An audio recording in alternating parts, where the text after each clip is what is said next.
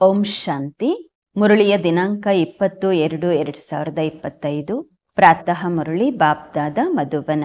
ತಂದೆ ತಿಳಿಸುತ್ತಾರೆ, ಮಧುರ ಮಕ್ಕಳೇ, ಈಗ ವಿಕಾರಗಳ ದಾನ ಕೊಡಿ. ಗ್ರಹಣ ಬಿಟ್ಟು ಹೋಗುವುದು ಮತ್ತು ತಮೋ ಪ್ರಧಾನ ಪ್ರಪಂಚ ಸತೋ ಪ್ರಧಾನವಾಗುವುದು. ಪ್ರಶ್ನೆ: ತಾವು ಮಕ್ಕಳಿಗೆ ಯಾವ ಮಾತಿನಿಂದ ಎಂದಿಗೂ ಬೇಜಾರಾಗಬಾರದು? ಉತ್ತರ: ತಮ್ಮ ಜೀವನದಿಂದ ಎಂದಿಗೂ ತಮಗೆ ಬೇಜಾರಾಗಬಾರದು. ಏಕೆಂದರೆ ಇದು ವಜ್ರ ಸಮಾನ ಜನ್ಮವೆಂದು ಗಾಯನವಾಗಿದೆ.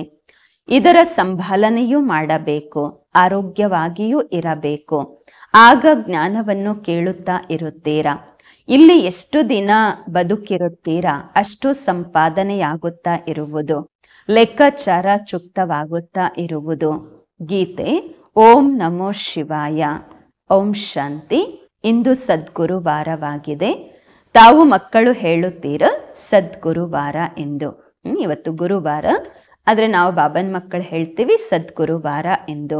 ಏಕೆಂದರೆ ಸತ್ಯಯುಗದ ಸ್ಥಾಪನೆ ಮಾಡುವವರು ಶಿವ ತಂದೆಯಾಗಿದ್ದಾರೆ. ಸತ್ಯನಾರಾಯಣನ ಕಥೆಯನ್ನು ಹೇಳುತ್ತಾರೆ. ಪ್ರಾಕ್ಟಿಕಲಲ್ಲಿ ನರನಿಂದ ನಾರಾಯಣರನ್ನಾಗಿ ಮಾಡುತ್ತಾರೆ. ಗಾಯನವೂ ಇದೆ. ಸರ್ವರ ಸದ್ಗತಿ ದಾತ ಮತ್ತು ವೃಕ್ಷಪತಿಯೂ ಆಗಿದ್ದಾರೆ. ಇದು ಮನುಷ್ಯ ಸೃಷ್ಟಿಯ ವೃಕ್ಷವಾಗಿದೆ. ಇದಕ್ಕೆ ಕಲ್ಪವೃಕ್ಷ ಎಂದು ಹೇಳಲಾಗುವುದು. ಕಲ್ಪಕಲ್ಪವು ಅಂದರೆ ಅರ್ಥ 5000 ವರ್ಷಗಳ ನಂತರ ಪುನಃ ಇದು ಪುನರಾವರ್ತನೆ ಆಗುವುದು. ವೃಕ್ಷ ರಿಪೀಟ್ ಆಗತ್ತೆ ಅಲ್ವಾ? ಹೂಗಳು 6 ತಿಂಗಳ ಕಾಲ ಬರುತ್ತೆ. ನಂತರ ಮಾಲಿ ಏನ್ ಮಾಡ್ತಾರೆ, ಆ ವೃಕ್ಷವನ್ನ, ಆ ಹೂವಿನ ಗಿಡವನ್ನ ತೆಗೆದು ಬಿಡ್ತಾರೆ, ಮತ್ತೆ ನೆಡುತ್ತಾರೆ, ಮತ್ತೆ ಹೂಗಳು ಬರುತ್ತೆ. ಈಗ ಇಲ್ಲಂತೂ ತಾವು ಮಕ್ಕಳು ತಿಳಿದುಕೊಂಡಿದ್ದೀರಾ, ತಂದೆಯ ಜಯಂತಿ ಅರ್ಧ ಕಲ್ಪ ಆಚರಿಸುತ್ತೇವೆ, ಅರ್ಧ ಕಲ್ಪ ಮರೆತು ಹೋಗುತ್ತೇವೆ. ಭಕ್ತಿ ಮಾರ್ಗದಲ್ಲಿ ಅರ್ಧ ಕಲ್ಪ ನೆನಪು ಮಾಡುತ್ತೇವೆ. ಬಾಬಾರವರು ಯಾವಾಗ ಬಂದು ಹೂ ತೋಟವನ್ನು ಸ್ಥಾಪನೆ ಮಾಡುತ್ತಾರೆ? ದಶೆಗಳಂತೂ ತುಂಬಾ ಇರುತ್ತೆ ಅಲ್ವಾ? ಬೃಹಸ್ಪತಿಯ ದಶೆಯೂ ಇದೆ, ಇಳಿಯುವ ಕಲೆಯ ದಶೆಗಳು ಇರುತ್ತೆ. ಈ ಸಮಯದಲ್ಲಿ ಭಾರತದ ಮೇಲೆ ರಾಹುವಿನ ಗ್ರಹಣ ಕುಳಿತಿದೆ. ಚಂದ್ರಮನಿಗೆ ಯಾವಾಗ ಗ್ರಹಣ ಹಿಡಿಯುತ್ತೆ ಆಗ ಕರೆಯುತ್ತಾರೆ ದಾನ ಮಾಡಿದಾಗ ಗ್ರಹಣ ಬಿಟ್ಟು ಹೋಗುವುದು ಎಂದು.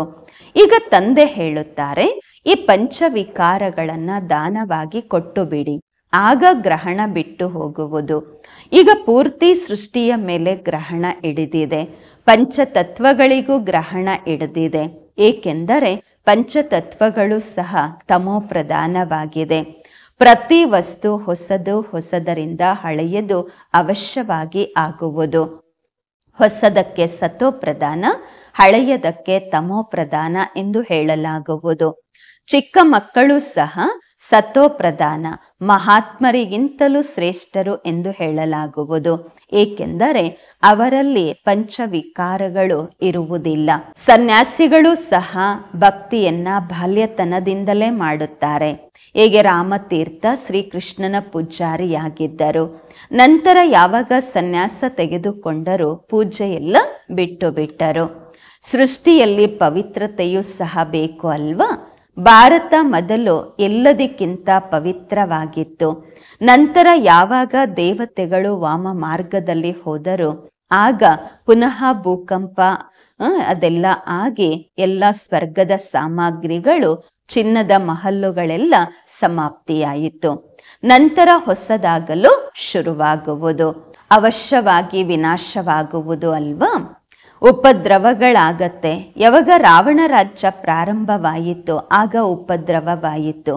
ಈ ಸಮಯದಲ್ಲಂತೂ ಎಲ್ಲರೂ ಪತಿತರಾಗಿದ್ದಾರೆ. ಸತ್ಯಯುಗದಲ್ಲಿ ದೇವತೆಗಳು ರಾಜ್ಯ ಮಾಡುತ್ತಾರೆ. ಅಸುರರು ಮತ್ತು ದೇವತೆಗಳ ಯುದ್ಧವನ್ನು ತೋರಿಸಲಾಗಿದೆ. ಆದರೆ ದೇವತೆಗಳಂತೂ ಸತ್ಯಯುಗದಲ್ಲಿರುತ್ತಾರೆ, ಅಸುರರು ಕಲಿಯುಗದಲ್ಲಿ. ಮತ್ತೆ ಯುದ್ಧ ಹೇಗಾಗತ್ತೆ ಅಲ್ಲಿ? ಇರೋದೇ ದೇವತೆಗಳು ಸತ್ಯಯುಗದಲ್ಲಿ ಎಲ್ಲರೂ ಅಂದಾಗ ಯುದ್ಧ ಹೇಗಾಗತ್ತೆ? ಸಂಗಮದಲ್ಲಂತೂ ದೇವತೆಗಳಿಲ್ಲ.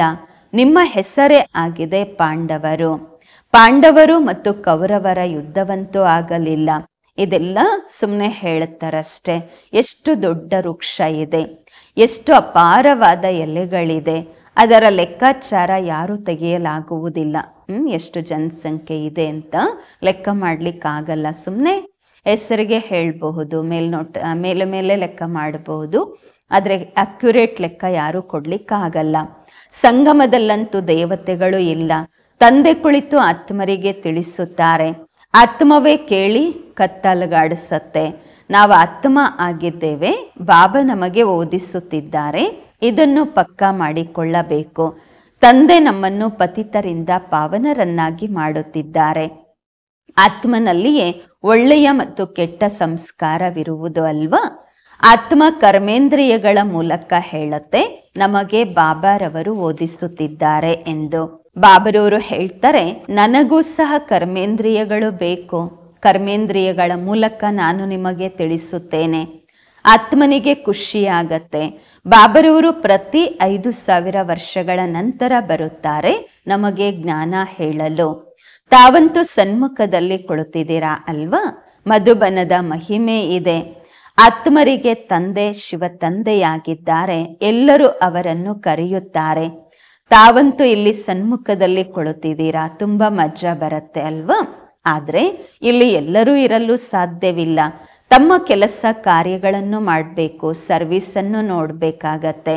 ಆತ್ಮರು ಸಾಗರನ ಬಳಿ ಬರುತ್ತೀರಾ, ಧಾರಣೆ ಮಾಡಿಕೊಳ್ಳುತ್ತೀರಾ, ನಂತರ ಹೋಗಿ ಅನ್ಯರಿಗೂ ತಿಳಿಸುತ್ತೀರಾ.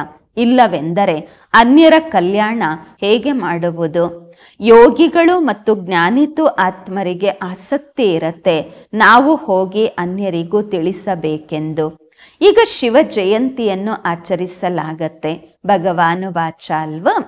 ಭಗವಾನುವಾಚ ಶ್ರೀಕೃಷ್ಣನಿಗಾಗಿ ಹೇಳುವುದಿಲ್ಲ. ಅವರಂತೂ ದೈವಿ ಗುಣವುಳ್ಳ ಮನುಷ್ಯರಾಗಿದ್ದಾರೆ. ಶ್ರೀಕೃಷ್ಣ ಡಿಟಿಸಮ್ ಎಂದು ಹೇಳಲಾಗುವುದು. ಈಗ ಮಕ್ಕಳು ಇದನ್ನಂತೂ ತಿಳಿದುಕೊಂಡಿದ್ದೀರಾ. ಈಗ ದೇವಿ ದೇವತಾ ಧರ್ಮ ಇಲ್ಲ, ಸ್ಥಾಪನೆಯಾಗುತ್ತಿದೆ. ತಾವೀ ರೀತಿ ಹೇಳುವುದಿಲ್ಲ, ನಾವು ಈಗ ದೇವಿ ದೇವತಾ ಧರ್ಮದವರಾಗಿದ್ದೇವೆ ಎಂದು. ಇಲ್ಲ, ಈಗ ತಾವು ಬ್ರಾಹ್ಮಣ ಧರ್ಮದವರಾಗಿದ್ದೀರಾ. ದೇವಿ ದೇವತಾ ಧರ್ಮದವರು ಆಗುತ್ತಿದ್ದೀರಾ. ದೇವತೆಗಳ ನೆರಳು ಈ ಪತಿತ ಸೃಷ್ಟಿಯಲ್ಲಿ ಬೀಳಲು ಸಾಧ್ಯವಿಲ್ಲ. ಇದರಲ್ಲಿ ದೇವತೆಗಳು ಬರಲು ಸಾಧ್ಯವಿಲ್ಲ. ನಿಮಗಾಗಿ ಹೊಸ ಪ್ರಪಂಚ ಬೇಕಾಗಿದೆ. ಲಕ್ಷ್ಮಿಯ ಪೂಜೆ ಮಾಡುತ್ತಾರೆ ಅಂದಾಗ ಮನೆಯ ಸ್ವಚ್ಛತೆ ಎಷ್ಟು ಮಾಡುತ್ತಾರೆ. ಈಗ ಈ ಸೃಷ್ಟಿಯು ಕೂಡ ಎಷ್ಟು ಸ್ವಚ್ಛ ಆಗಬೇಕಾಗಿದೆ. ಪೂರ್ತಿ ಹಳೆಯ ಪ್ರಪಂಚ ಸಮಾಪ್ತಿಯಾಗಲಿದೆ. ಲಕ್ಷ್ಮಿಯಿಂದ ಮನುಷ್ಯರು ಹಣವನ್ನು ಬೇಡುತ್ತಾರೆ. ಲಕ್ಷ್ಮಿ ದೊಡ್ಡವರ ಅಥವಾ ಜಗದಂಬ ದೊಡ್ಡವರ? ಅದಕ್ಕೆ ಎಲ್ಲರೂ ಹೇಳಿದ್ರು ಅಂಬೆ ಎಂದು. ಅಂಬೆಯ ಮಂದಿರಗಳು ತುಂಬಾ ಇವೆ. ಮನುಷ್ಯರಿಗೆ ಏನೂ ಗೊತ್ತಿಲ್ಲ. ತಾವು ತಿಳಿದುಕೊಂಡಿದ್ದೀರಾ, ಲಕ್ಷ್ಮಿಯಂತೂ ಸ್ವರ್ಗಕ್ಕೆ ಮಾಲೀಕರಾಗಿರುತ್ತಾರೆ. ಜಗದಂಬೆ ಯಾರಿಗೆ ಸರಸ್ವತಿ ಎಂದು ಹೇಳುತ್ತೀರಾ, ಅವರು ಜಗದಂಬೆ, ಅವರ ಲಕ್ಷ್ಮಿ ಆಗ್ತಾರೆ. ನಿಮ್ಮದು ಶ್ರೇಷ್ಠ ಪದವಿ ಇದೆ. ದೇವತೆಗಳ ಪದವಿ ಕಡಿಮೆ, ನಿಮ್ಮ ಪದವಿ ಬ್ರಾಹ್ಮಣರ ಪದವಿ ಶ್ರೇಷ್ಠ ಇದೆ. ಶ್ರೇಷ್ಠಾತಿ ಶ್ರೇಷ್ಠರು ಬ್ರಾಹ್ಮಣರು, ಶಿಕೆಗೆ ಸಮಾನ ಅಲ್ವಾ? ತಾವು ಎಲ್ಲರಿಗಿಂತ ಶ್ರೇಷ್ಠರಾಗಿದ್ದೀರಾ. ತಮ್ಮ ಮಹಿಮೆ ಇದೆ. ಸರಸ್ವತಿ, ಜಗದಂಬೆ, ಅವರಿಂದ ಏನ್ ಸಿಗತ್ತೆ? ಸೃಷ್ಟಿಯ ರಾಜ್ಯ ಭಾಗ್ಯ ಸಿಗುವುದು. ಅಲ್ಲಿ ತಾವು ಧನವಂತರಾಗುತ್ತೀರಾ. ವಿಶ್ವದ ರಾಜ್ಯ ಸಿಗುವುದು. ನಂತರ ಬಡವರಾಗುತ್ತೀರಾ. ಭಕ್ತಿ ಮಾರ್ಗ ಶುರುವಾಗತ್ತೆ. ನಂತರ ಲಕ್ಷ್ಮಿಯನ್ನು ನೆನಪು ಮಾಡುತ್ತಾರೆ. ಪ್ರತಿ ವರ್ಷ ಲಕ್ಷ್ಮಿಯ ಪೂಜೆ ಮಾಡುತ್ತಾರೆ. ಪ್ರತಿ ವರ್ಷ ಲಕ್ಷ್ಮಿಯನ್ನು ಕರೆಯುತ್ತಾರೆ. ಜಗದಂಬೆಯನ್ನ ಕೆಲವರು ಪ್ರತಿ ವರ್ಷ ಕರೆಯೋದಿಲ್ಲ. ಜಗದಂಬೆಗಂತೂ ಸದಾ ಪೂಜೆ ಆಗತ್ತೆ. ಯಾರು ವರ್ಷಕ್ಕೆ ಒಂದ್ಸಲ ಜಗದಂಬೆಯನ್ನ ಕರೆಯೋದಿಲ್ಲ. ಸದಾ ಜಗದಂಬೆಗೆ ಪೂಜೆ ಆಗತ್ತೆ. ಯಾವಾಗ ಬೇಕು ಆಗ ಅಂಬೆಯ ಮಂದಿರದಲ್ಲಿ ಹೋಗ್ತಾರೆ. ಇಲ್ಲಿಯೂ ಕೂಡ ಯಾವಾಗ ಬೇಕು ಆಗ ಜಗದಂಬೆಯ ಜೊತೆ ಮಿಲನ ಮಾಡಬಹುದು. ತಾವು ಸಹ ಜಗದಂಬೆ ಆಗಿದ್ದೀರಾ ಅಲ್ವಾ? ಎಲ್ಲರನ್ನ ವಿಶ್ವಕ್ಕೆ ಮಾಲೀಕರನ್ನಾಗಿ ಮಾಡ್ತೀರಾ. ವಿಶ್ವಕ್ಕೆ ಮಾಲೀಕರಾಗುವ ಮಾರ್ಗ ತೋರಿಸುವವರು ತಾವಾಗಿದ್ದೀರಾ. ಜಗದಂಬೆಯ ಬಳಿ ಎಲ್ಲರೂ ಹೋಗಿ ಏನ್ ಬೇಡ್ತಾರೆ? ಲಕ್ಷ್ಮಿಯಿಂದ ಕೇವಲ ಹಣ ಬೇಡ್ತಾರೆ. ಅವರ ಮುಂದೆ, ಜಗದಂಬೆಯ ಮುಂದೆಯಂತೂ ಎಲ್ಲಾ ಕಾಮನೆಗಳನ್ನ ಇಡುತ್ತಾರೆ. ಅಂದಾಗ ಎಲ್ಲರಿಗಿಂತ ಶ್ರೇಷ್ಠ ಪದವಿ ಈಗ ನಿಮ್ಮದಾಗಿದೆ. ತಂದೆಯೇ ಬಂದು ತಾವು ಮಕ್ಕಳನ್ನು ತನ್ನವರನ್ನಾಗಿ ಮಾಡಿಕೊಂಡಿದ್ದಾರೆ. ಈಗ ತಾವು ತಂದೆಗೆ ಮಕ್ಕಳಾಗಿದ್ದೀರಾ. ತಂದೆ ಆಸ್ತಿ ಕೊಡುತ್ತಿದ್ದಾರೆ.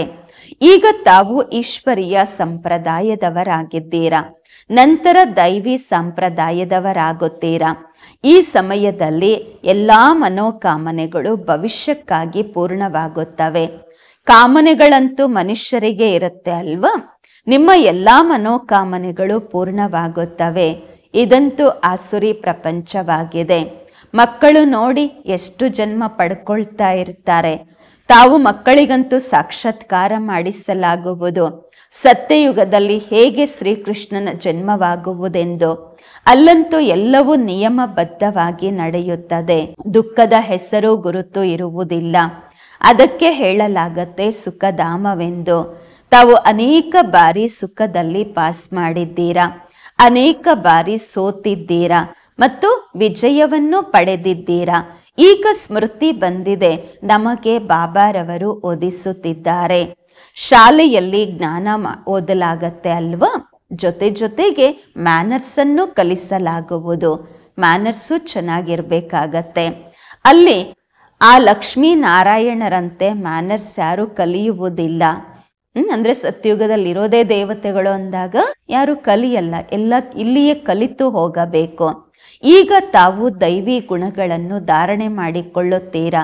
ಮಹಿಮೆಯು ಗಾಯನವಾಗಿದೆ ದೇವತೆಗಳದು. ಸರ್ವಗುಣ ಸಂಪನ್ನ, ಮರ್ಯಾದಾ ಪುರುಷೋತ್ತಮ, 16 ಕಲಾ ಸಂಪನ್ನ, ಅಹಿಂಸಾ ಪರಮೋ ಧರ್ಮಿ. ಈಗ ತಾವು ಈ ರೀತಿ ತಯಾರಾಗಬೇಕು. ತಾವು ಮಕ್ಕಳಿಗೆ ತಮ್ಮ ಈ ಜೀವನದ ಜೊತೆ ಯಾವತ್ತೂ ಬೇಜಾರಾಗಬಾರದು. ಏಕೆಂದರೆ ಈ ನಿಮ್ಮ ಜನ್ಮ ವಜ್ರದ ಸಮಾನವಾಗಿದೆ. ಗಾಯನವಿದೆ ವಜ್ರ ಸಮಾನ ಬ್ರಾಹ್ಮಣ ಜೀವನ ಎಂದು. ಇದರ ಸಂಭಾಲನೆ ಮಾಡಿಕೊಳ್ಳಬೇಕು. ಆರೋಗ್ಯವಾಗಿರಬೇಕು. ಆಗಲೇ ಜ್ಞಾನ ಕೇಳುತ್ತಿರುತ್ತೀರಾ. ಕಾಯಿಲೆಯಲ್ಲಿಯೂ ಜ್ಞಾನ ಕೇಳಬಹುದು. ತಂದೆಯನ್ನು ನೆನಪು ಮಾಡಬಹುದು. ಇಲ್ಲಿ ಎಷ್ಟು ದಿನ ನೀವು ಬದುಕಿರ್ತೀರಾ? ಸುಖಿಗಳಾಗಿ ಇರುತ್ತೀರಾ. ಸಂಪಾದನೆಯಾಗುತ್ತಾ ಇರುವುದು, ಲೆಕ್ಕಾಚಾರ ಚುಕ್ತವಾಗುತ್ತಾ ಇರುವುದು. ಮಕ್ಕಳು ಹೇಳ್ತಾರೆ, ಬಾಬಾ ಸತ್ಯಯುಗ ಯಾವಾಗ ಬರುವುದೆಂದು. ಇದು ಬಹಳ ಕೆಟ್ಟ ಪ್ರಪಂಚವಾಗಿದೆ. ತಂದೆ ಹೇಳುತ್ತಾರೆ, ಅರೇ ಮೊದಲು ಕರ್ಮಾತೀತ ಸ್ಥಿತಿಯನ್ನು ತಯಾರು ಮಾಡಿಕೊಳ್ಳಿ. ಎಷ್ಟು ಸಾಧ್ಯವೋ ಅಷ್ಟು ಪುರುಷಾರ್ಥ ಮಾಡುತ್ತಾ ಇರಿ. ಮಕ್ಕಳಿಗೆ ಕಲಿಸಬೇಕು ಶಿವ ತಂದೆಯನ್ನು ನೆನಪು ಮಾಡಿ ಎಂದು. ಇದಾಗಿದೆ ಅವ್ಯಭಿಚಾರಿ ನೆನಪು. ಒಬ್ಬ ಶಿವನ ಭಕ್ತಿ ಮಾಡಬೇಕು. ಅದಾಗಿದೆ ಅವ್ಯಭಿಚಾರಿ ಭಕ್ತಿ, ಸತೋಪ್ರಧಾನ ಭಕ್ತಿ. ಮತ್ತೆ ದೇವಿ ದೇವತೆಗಳನ್ನ ನೆನಪು ಮಾಡುತ್ತಾರೆ. ಅದು ಸತೋ ಭಕ್ತಿಯಾಗಿದೆ. ತಂದೆ ಹೇಳುತ್ತಾರೆ, ಎದ್ದೊಳುತ್ತಾ ಕುಳಿತುಕೊಳ್ಳುತ್ತಾ ತಂದೆಯಾದ ನನ್ನನ್ನು ನೆನಪು ಮಾಡಿರಿ. ಮಕ್ಕಳೇ ಕರೆಯುತ್ತೀರಾ, ಏ ಪತಿತ ಪಾವನ, ಏ ಲಿಬ್ರೇಟರ್, ಏ ಗೈಡ್, ಬನ್ನಿ ಎಂದು. ಆತ್ಮನೇ ಈ ರೀತಿ ಹೇಳುತ್ತೆ ಅಲ್ವಾ? ಮಕ್ಕಳು ನೆನಪು ಮಾಡುತ್ತೀರಾ. ತಂದೆ ಈಗ ಸ್ಮೃತಿ ಕೊಡಿಸುತ್ತಾರೆ. ತಾವು ನೆನಪು ಮಾಡುತ್ತಾ ಬಂದಿದ್ದೀರಾ. ಏ ದುಃಖಹರ್ತ, ಸುಖಕರ್ತ, ಬನ್ನಿ, ಬಂದು ದುಃಖದಿಂದ ಬಿಡಿಸಿ ಮುಕ್ತರನ್ನಾಗಿ ಮಾಡಿ ಶಾಂತಿಧಾಮದಲ್ಲಿ ಕರೆದುಕೊಂಡು ಹೋಗಿ ಎಂದು ತಂದೆ ಹೇಳುತ್ತಾರೆ. ನಿಮ್ಮನ್ನು ಶಾಂತಿಧಾಮದಲ್ಲಿ ಕರೆದುಕೊಂಡು ಹೋಗುತ್ತೇನೆ. ನಂತರ ಸುಖಧಾಮದಲ್ಲಿ ನಿಮ್ಮ ಜೊತೆ ನಾನು ಬರುವುದಿಲ್ಲ. ಈಗ ನಿಮಗೆ ಜೊತೆ ಕೊಡುತ್ತೇನೆ. ಎಲ್ಲ ಆತ್ಮರನ್ನ ಮನೆಗೆ ಕರೆದುಕೊಂಡು ಹೋಗುತ್ತೇನೆ. ಈಗ ನನ್ನ ಪಾತ್ರ ಓದಿಸುವುದಾಗಿದೆ. ಈಗ ವಿದ್ಯಾಭ್ಯಾಸದ ಜೊತೆ ನನಗೆ ಸಂಬಂಧವಿದೆ. ಮತ್ತೆ ವಾಪಸ್ ಕರೆದುಕೊಂಡು ಹೋಗುವಾಗಲೂ ಜೊತೆಯಲ್ಲಿರ್ತೀನಿ. ವಿದ್ಯಾಭ್ಯಾಸ ಮಾಡಿಸುವಾಗ ಜೊತೆಗೆ ಇರ್ತೀನಿ, ಮನೆಗೆ ಕರೆದುಕೊಂಡು ಹೋಗುವಾಗ ಜೊತೆಯಲ್ಲಿರುತ್ತೇನೆ ಅಷ್ಟೇ. ನಾನು ನನ್ನ ಪರಿಚಯವನ್ನು ತಾವು ಮಕ್ಕಳಿಗೆ ಒಳ್ಳೆಯ ರೀತಿ ಕುಳಿತು ತಿಳಿಸುತ್ತಿದ್ದೇನೆ. ಹೇಗೆ ನೀವು ಪುರುಷಾರ್ಥ ಮಾಡುತ್ತೀರಾ ಅದರ ಅನುಸಾರವಾಗಿ ಅಲ್ಲಿ ಪ್ರಾರಬ್ಧವನ್ನು ಪಡೆದುಕೊಳ್ಳುತ್ತೀರಾ. ತಿಳುವಳಿಕೆಯನ್ನಂತೂ ಬಾಬರವರು ಬಹಳಷ್ಟು ಕೊಡುತ್ತಾರೆ. ಎಷ್ಟು ಸಾಧ್ಯವೋ ಅಷ್ಟು ನನ್ನನ್ನು ನೆನಪು ಮಾಡಿರಿ. ಆಗ ವಿಕರ್ಮಗಳು ವಿನಾಶವಾಗುತ್ತವೆ ಮತ್ತು ಹಾರಲು ರೆಕ್ಕೆಗಳು ಸಿಗುತ್ತವೆ. ಆತ್ಮನಿಗೆ ಅಂತಹ ಯಾವುದು ರೆಕ್ಕೆಗಳಿಲ್ಲ. ಆತ್ಮವಂತೂ ಒಂದು ಚಿಕ್ಕ ಬಿಂದುವಾಗಿದೆ. ಯಾರಿಗೆ ಗೊತ್ತಿಲ್ಲ ಆತ್ಮನಲ್ಲಿ ಹೇಗೆ 84 ಜನ್ಮಗಳ ಪಾತ್ರ ಅಡಕವಾಗಿದೆ ಎಂದು. ಆತ್ಮನ ಪರಿಚಯವೂ ಯಾರಿಗೂ ಇಲ್ಲ, ಪರಮಾತ್ಮನ ಪರಿಚಯವೂ ಇಲ್ಲ. ಆದ್ದರಿಂದಲೇ ತಂದೆ ಹೇಳುತ್ತಾರೆ, ನಾನೇನಿದ್ದೇನೆ, ಏನಾಗಿದ್ದೇನೆ, ನನ್ನನ್ನು ಯಥಾರ್ಥವಾಗಿ ಯಾರೂ ತಿಳಿದುಕೊಂಡಿಲ್ಲ. ನನ್ನ ಮೂಲಕವೇ ನನ್ನ ಮತ್ತು ರಚನೆಯನ್ನು ತಿಳಿದುಕೊಳ್ಳುತ್ತೀರಾ. ನಾನೇ ಬಂದು ನೀವು ಮಕ್ಕಳಿಗೆ ನನ್ನ ಪರಿಚಯ ಕೊಡುತ್ತಿದ್ದೇನೆ.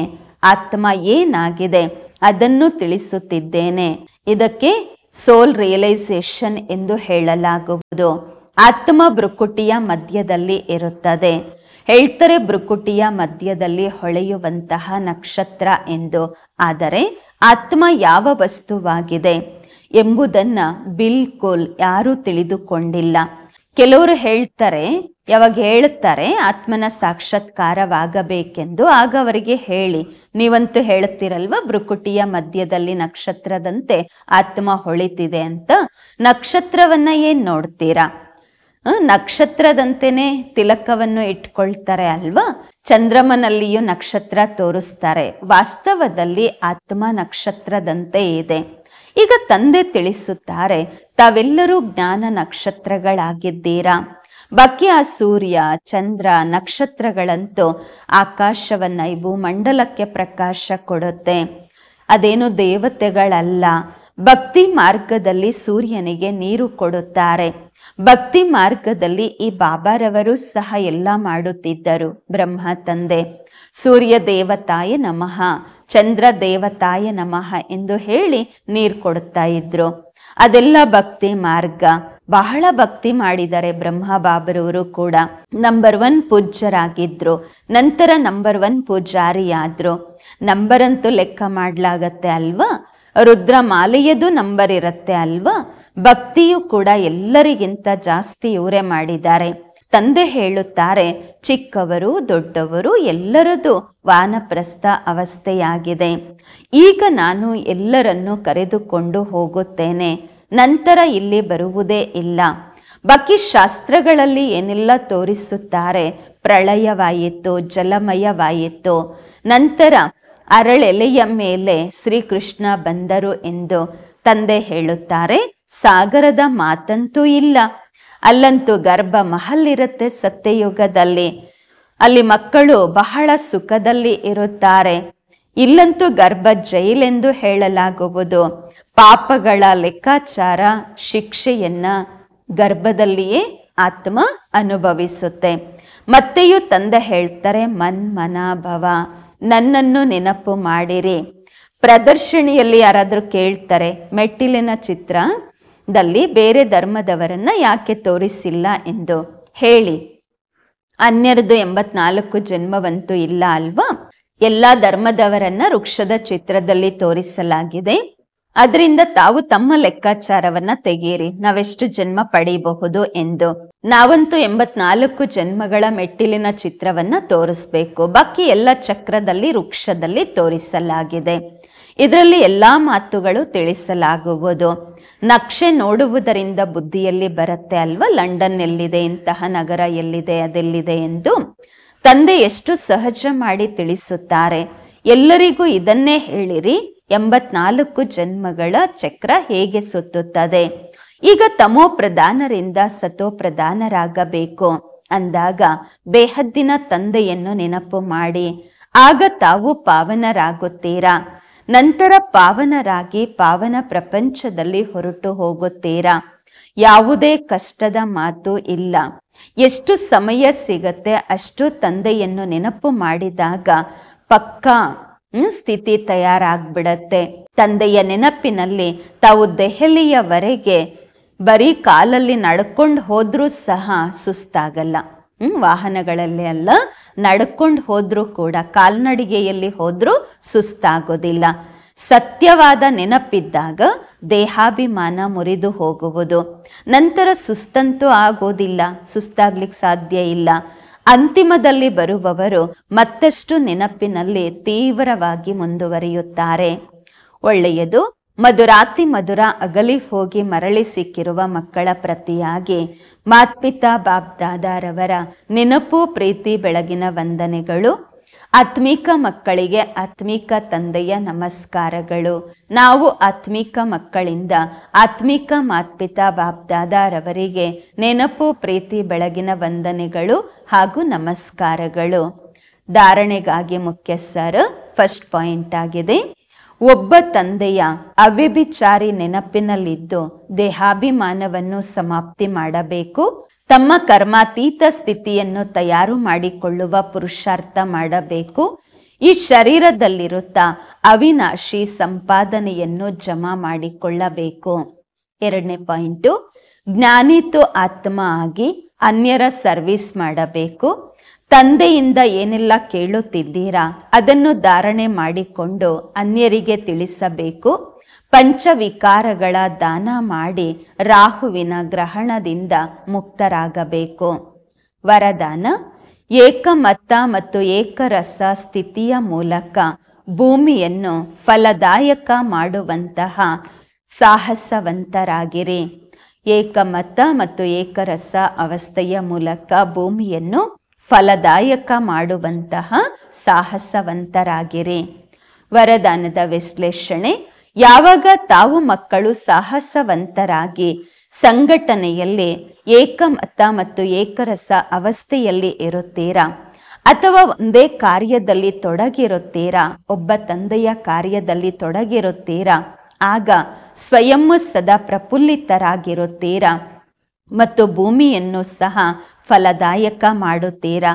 ಹೀಗೆ ಈ ಕಾಲದ ಸೈನ್ಸ್ ಮೂಲಕ ಈಗೀಗ ಬೀಜ ಬಿತ್ತುತ್ತಾರೆ, ಈಗೀಗ ಫಲ ಸಿಗುತ್ತದೆ. ಹಾಗೆಯೇ ಶಾಂತಿಯ ಬಲದಿಂದ ಸಹಜ ಮತ್ತು ತೀವ್ರ ಗತಿಯಿಂದ ಪ್ರತ್ಯಕ್ಷತೆ ನೋಡುತ್ತೀರಾ.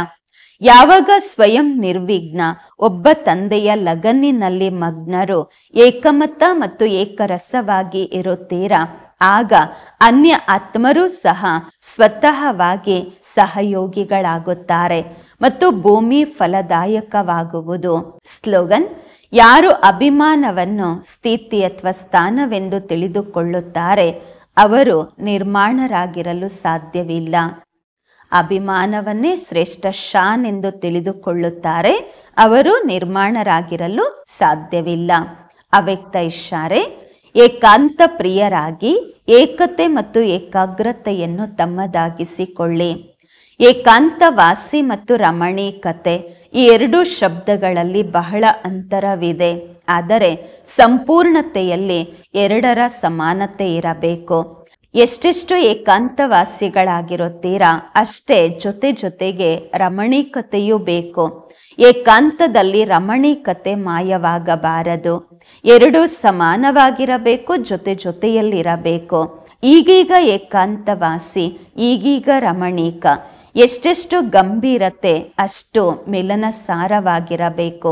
ಎಲ್ಲರ ಜೊತೆ ಸಂಸ್ಕಾರ ಸ್ವಭಾವದ ಮಿಲನ ಮಾಡ್ಕೊಂಡು ಹೋಗ್ಬೇಕು. ಮಿಲನ ಸಾರ ಅಂದ್ರೆ ಅರ್ಥ ಸರ್ವರ ಸ್ವಭಾವ ಮತ್ತು ಸಂಸ್ಕಾರಗಳ ಜೊತೆ ಮಿಲನವಾಗುವಂತವರಂದ್ರೆ ಹೊಂದಿಕೊಂಡು ಹೋಗುವವರು. ಓಂ ಶಾಂತಿ.